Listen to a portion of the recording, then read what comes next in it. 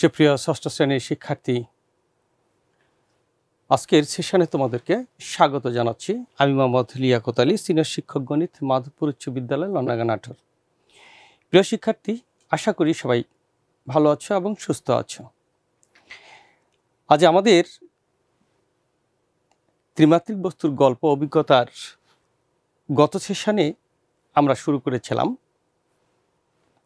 বাস্তব সমস্যা। আমাদের বাস্তব সমস্যার কিছু অংশ বাকি রয়েছে। আমরা প্রথমে বাস্তব সমস্যার সেই অংশটি শেষ করব এবং পরবর্তীতে আমরা ত্রিমাত্রিক বস্তুর মডেল তৈরি করব এবং তোমরাও আমার সাথে সাথে এই মডেল তৈরিটি করার চেষ্টা করবে। তাহলে চলো দেরি না করে আমরা শুরু করি।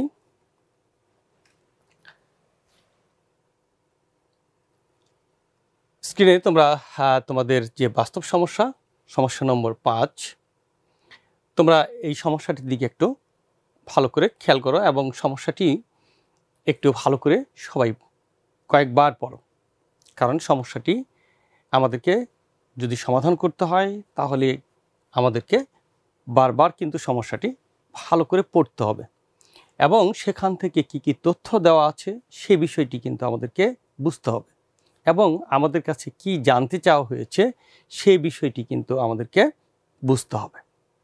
তাহলে চলো আমরা সমস্যাটি পড়ি। বাস্তব সমস্যা 5, নিচের ছবিতে দেখো, এখানে যে ছবিগুলি দেওয়া আছে, ছবিতে একটি বইয়ের দৈর্ঘ্য, প্রস্থ এবং উচ্চতা দেওয়া আছে যথাক্রমে 10 সেন্টিমিটার, 6 সেন্টিমিটার এবং 4 সেন্টিমিটার। অর্থাৎ এখানে বইটির দৈর্ঘ্য হচ্ছে 10 সেন্টিমিটার, প্রস্থ হচ্ছে 6 সেন্টিমিটার এবং উচ্চতা হচ্ছে 4 সেন্টিমিটার। বইটিকে যদি আমরা কি করতে চাই, মলাট দিতে চাই, তাহলে কি পরিমাণ কাগজ লাগবে এটি কিন্তু আমাদের কাছ থেকে জানতে চাওয়া হয়েছে। এই বইটিকে আমরা কি করব, মলাট দেব এবং সেখানে এই যে আমরা মলাট দেব, মলাট তো শুধু উপরের কভারের উপরে দিলেই হয় না, সেটি কিন্তু আবার ভাঁজ করে আমাদেরকে কি করতে হয়, আটকে দিতে হয়, তাই না? তাহলে দেখো সেই জন্য কিন্তু আমাদের বাড়তি চারিদিকে কাগজ রাখতে হবে। বলা হচ্ছে যেখানে চারিদিকে আমাদের যে নীল অংশটা দেওয়া আছে, চারিদিকে এই নীল অংশটি হচ্ছে 2 মিটার চওড়া। এবার আমরা তাহলে হিসাব করতে চাই যে আমাদের এই মলাট দিতে আসলেই কি পরিমাণ কাগজ লাগবে। দেখো আমাদের যে সমস্যায় দেওয়া আছে 10 সেন্টিমিটার বলা হচ্ছে দৈর্ঘ্য, তাহলে দৈর্ঘ্য আমরা এই জায়গাটা বলতে পারি এটা আমাদের 10 সেন্টিমিটার। তারপরে উচ্চতা, প্রস্থ দেওয়া আছে, আমরা প্রস্থ এই জায়গাটা আমরাকে বলতে পারি যে প্রস্থ আমাদের বইটি যেহেতু লম্বা, আমাদের আমরা বলতে পারি যে 10 সেন্টিমিটার, অর্থাৎ 10 সেন্টিমিটার কিন্তু বইটি লম্বা আছে 10 সেন্টিমিটার, এটি হলো 10 সেন্টিমিটার। এদিকে প্রস্থ বরাবর আছে 6 সেন্টিমিটার এবং আর বলা হচ্ছে যে উচ্চতা, অর্থাৎ এইখানে এই অংশটুকু কিন্তু আমাদের উচ্চতা দেওয়া আছে 4 সেন্টিমিটার। এটি কিন্তু আমাদের বইয়ের উচ্চতা, তারপরে প্রস্থ এবং দৈর্ঘ্য। এখন এখানে কি পরিমাণ কাগজ লাগবে সেটি কিন্তু আমাদেরকে নির্ণয় করতে হবে। তাহলে দেখো আমরা যদি মলাট লাগাতে যাই তাহলে মলাটের জন্য আমাদের প্রয়োজন কি, দ্বিতীয় যে চিত্রটি আছে এই চিত্রটির দিকে লক্ষ্য করো। দ্বিতীয় যে চিত্রটি আছে এই চিত্রে কিন্তু মলাট যেটুকু দিলাম এইটুকু কিন্তু মলাটের জন্য প্রয়োজনীয় আমার কাগজ। তার মানে হচ্ছে দেখো আমরা যদি এটিকে বলি আমাদের প্রস্থ বরাবর 6, আমরা এটা বলছি 6, এটাও বলছি 6 এবং এই যে মাঝের অংশটুকু এইটুকু হলো 4 যেহেতু উচ্চতা, তাহলে এখানেও আমরা লিখতে পারি 6, এটি 4, এটি হচ্ছে 6 এবং বইটির দৈর্ঘ্য এদিকে 10, এদিকেও আমরা বলতে পারি 10।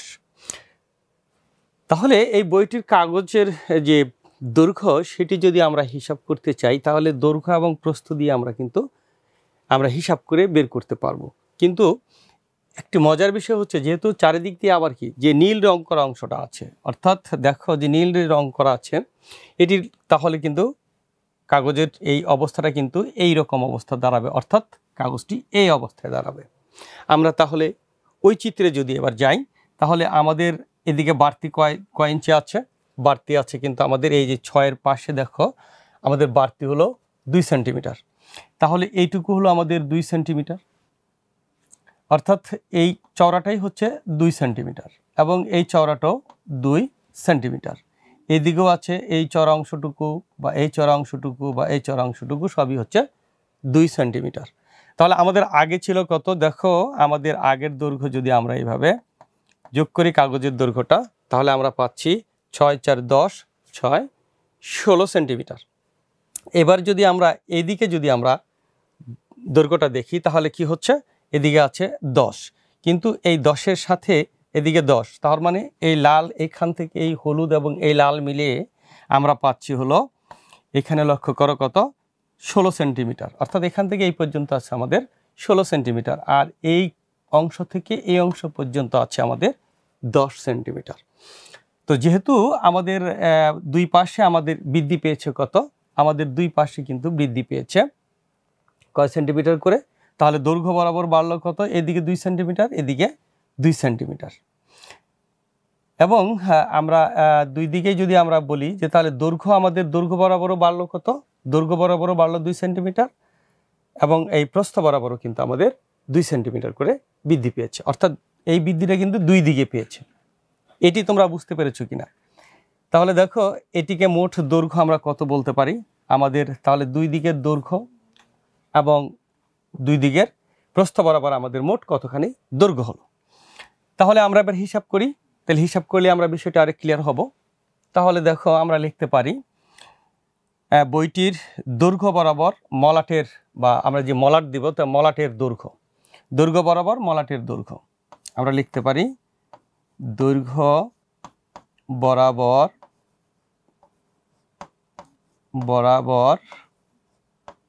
মলাটের, আমরা বলতে পারি মলাটের দৈর্ঘ্য বরাবর মলাটের দৈর্ঘ্য,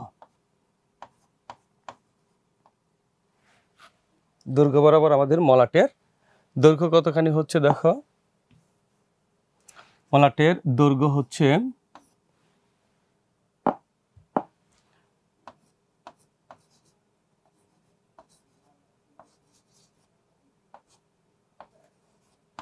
আমাদের মলাটের দৈর্ঘ্য হবে কত?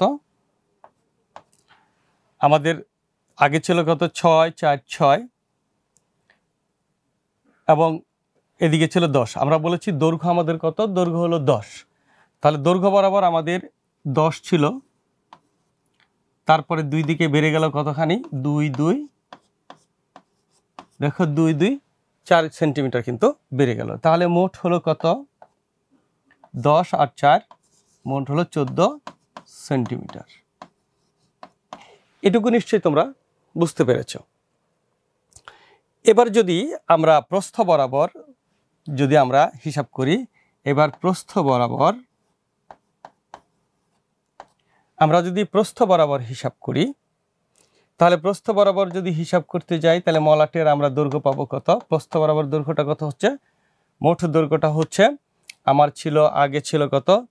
যেহেতু প্রস্থ একদিকে 6 আর একদিকে 6 ছিল বইটির, 6 6 12, আর মাঝখানে হাইট ছিল আমার 4, তাহলে আমরা লিখতে পারি 6 যোগ 4 যোগ 6। এবং আমরা যদি এবার এর সাথে আরো কত যুক্ত হবে?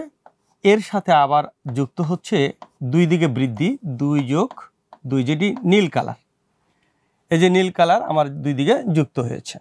আসলেই যখন আমরা মলাট বইটির যখন দৈর্ঘ্য প্রস্থ আমরা যেভাবে কল্পনা করেছি, কিন্তু মলাটের দিকে কিন্তু আমার সেই জায়গাটি কিন্তু দেখো একটু উল্টো হয়ে গেছে, অর্থাৎ দৈর্ঘ্য হয়ে গেছে এবার কাগজে প্রস্থ, প্রস্থ হয়ে গেছে দৈর্ঘ্য, এরকমটি কিন্তু মনে হচ্ছে।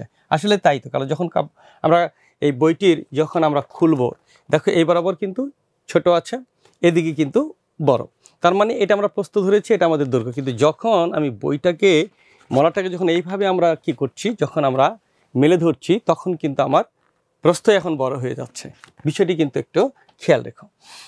তাহলে মোট আমরা কত পেলাম?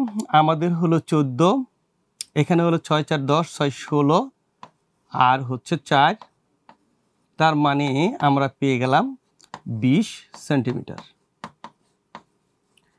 তাহলে আমরা পেয়ে গেলাম আমাদের প্রস্থ বরাবর মলাটটার যে দৈর্ঘ্য দেখা গেল সেটি হলো 20 সেন্টিমিটার। যদি 20 সেন্টিমিটার হয় তাহলে এবার আমরা আমাদের যে মোট যে দৈর্ঘ্যটা আছে, এবার যদি কাগজের মোট দৈর্ঘ্য মানে ক্ষেত্রফলটা বের করতে চাই, তাহলে মোট কাগজের পরিমাণটা বের করতে চাই, তাহলে কাগজের পরিমাণ হলো কত? অতএব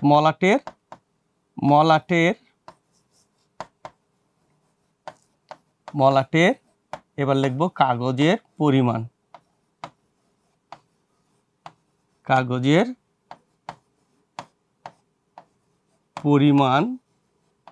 আমাদের দাঁড়াচ্ছে কত? কাগজের পরিমাণ দাঁড়াচ্ছে, কাগজের পরিমাণ কি করে বের করে? যেহেতু পৃষ্ঠের ক্ষেত্রফল দিয়ে কিন্তু মোট কাগজের পরিমাণ নির্ধারণ করা হয়, তাহলে সেই ক্ষেত্রে আমরা পাবো কি এই কাগজের ক্ষেত্রফলটা কত? তাহলে ক্ষেত্রফল হচ্ছে দৈর্ঘ্য গুণন প্রস্থ। তাহলে আমরা লিখতে পারি 20 সেন্টিমিটার গুণ হলো 14 সেন্টিমিটার। তাহলে এত বর্গ, এর একক কি দাঁড়াচ্ছে? এত বর্গ সেন্টিমিটার।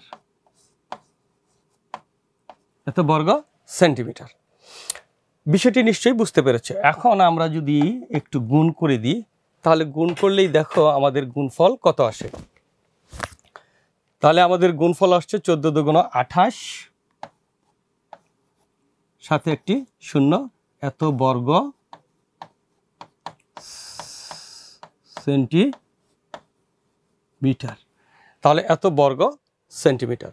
তাহলে আমাদের মোট কাগজের যে পরিমাণ সেটি হচ্ছে কত? 228 বর্গ সেন্টিমিটার। প্রিয় শিক্ষার্থীরা, আশা করি তোমরা বিষয়টি বুঝতে পেরেছো। আমি তোমাদেরকে আরেকবার বিষয়টি ভালো করে বুঝিয়ে দিই। দেখো কি আছে, আমাদের যে দৈর্ঘ্য প্রস্থ এবং বইটির উচ্চতা দেওয়া ছিল, আমরা যখন বইয়ের মলাট লাগাবো তখন কিন্তু কাগজটি কিন্তু সম্পূর্ণ একটি কাগজ হবে। তাহলে সেই ক্ষেত্রে আমরা দেখতে পাচ্ছি যে আমাদের এই প্রস্থ বরাবর মোট কাগজ কতখানি লাগছে। তাহলে প্রস্থ 6, 6 দুই দিকে এবং উচ্চতার জন্য লাগছে 4। টোটালে আমার হলো কত? 6, 4, 10, 6, 16 সেন্টিমিটার। এবং তার সাথে আবার যখন আমি নীল যে ব্লু কালার দিয়ে দেওয়া আছে, অর্থাৎ ভাঁজ দেব যে অংশটা, বাড়তি অংশটা হলো 2, 2, 4 সেন্টিমিটার। তাহলে মোট দাঁড়ালো 20 এবং 4, তাহলে মোট দাঁড়ালো 16 এবং 4, তাহলে মোট হয়ে গেল কত? 20 সেন্টিমিটার। এবং দৈর্ঘ্য বরাবর ছিল কত? বইটির দৈর্ঘ্য ছিল 10। এই 10-এরও দুই দিকে বেড়ে হয়ে গেল কত? এদিকে 2 সেন্টিমিটার, এদিকে 2 সেন্টিমিটার। এই জন্য 10-এর সাথে আমরা 2 যোগ 2 অর্থাৎ 4 সেন্টিমিটার সাথে 10 সেন্টিমিটার যদি যোগ করি, তাহলে আমাদের দাঁড়ায় কত? আমাদের দাঁড়ায় 10 এবং 4-এর যোগফল হলো 14 সেন্টিমিটার। এবং সম্পূর্ণ পৃষ্ঠের যেহেতু পরিমাপ দরকার কাগজটির, তাহলে সেটি হলো কি কাগজটির ক্ষেত্রফল আমাদেরকে বের করতে হবে। তাহলে আমরা লিখলাম মোট কাগজের পরিমাণ সমান দৈর্ঘ্য গুণন প্রস্থ, অর্থাৎ মোট কাগজের পরিমাণ ক্ষেত্রফল দিয়েই আমাদেরকে পরিমাপ করতে হয়। তাহলে মোট গুণ করলে কি দাঁড়ায়? 20 এবং 14 যদি গুণ করি তাহলে 280 বর্গ সেন্টিমিটার। আশা করি তোমরা এই বিষয়টি খুব ভালোভাবেই বুঝতে পেরেছ। প্রিয় শিক্ষার্থীরা, এবার আমরা চলো আমাদের দ্বিতীয় যে কাজটি রয়েছে, অর্থাৎ একটি মডেল তৈরি করা। আমরা কিন্তু এবার একটি মডেল তৈরি করব এবং তোমরাও আমার এই দেখানো মডেলটি দেখে, অর্থাৎ ত্রিমাত্রিক বস্তু দিয়ে আমরা এবার ত্রিমাত্রিক এবং দ্বিমাত্রিক বস্তু দিয়ে আমরা এবার কি করব? এবার একটি মডেল তৈরি করব।